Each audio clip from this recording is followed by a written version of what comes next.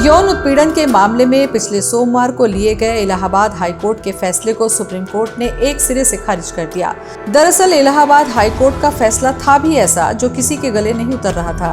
High court ने कहा था कि नाबालिग लड़की के प्राइवेट पार्ट को छूना और उसके पायजामे के नाड़े को तोड़ना रेप या अटेम्प्ट टू रेप नहीं हो सकता।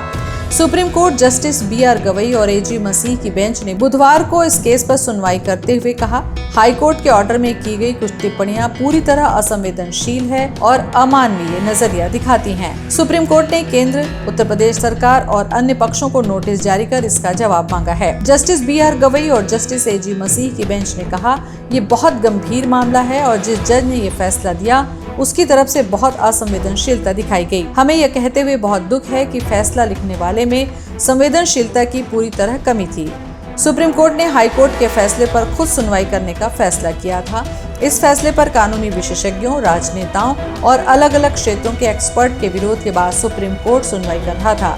इलाहाबाद हाई कोर्ट के जस्टिस राम मनोहर नारायण मिश्रा ने कहा था, किसी लड़की के निजी अंग को पकड़ लेना, उसके पायजामे का नाड़ा तोड़ देना और जबरन उसे पुलिया के नीचे खींचने की कोशिश से रेप या अटेम्प्ट टू रेप का मामला नहीं बनता। अपने इस फैसले के बाद उन्होंने 2 आरोपियों पर लगी धाराएं बदल दी थी और 3 आरोपियों के खिलाफ दायर क्रिमिनल रिवीजन पिटीशन स्वीकार कर ली थी। ये मामला 3 साल पुराना है। 19 नवंबर 2021 को सुप्रीम कोर्ट ने ऐसे ही एक अन्य मामले में बॉम्बे हाई कोर्ट की नागपुर बेंच का फैसला पलट दिया था। कहा था कि किसी बच्चे के यौन अंग को छूना या यौन इरादे से शारीरिक संपर्क से जुड़ा कोई भी कृत्य पॉक्सो एक्ट की धारा 7 के तहत यौन हमला माना जाएगा।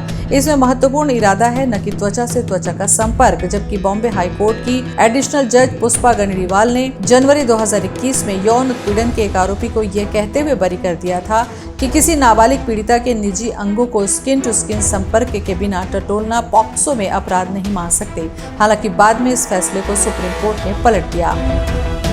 इसी तरह की खबरों के लिए देखते सुनते रहें lalluram.com।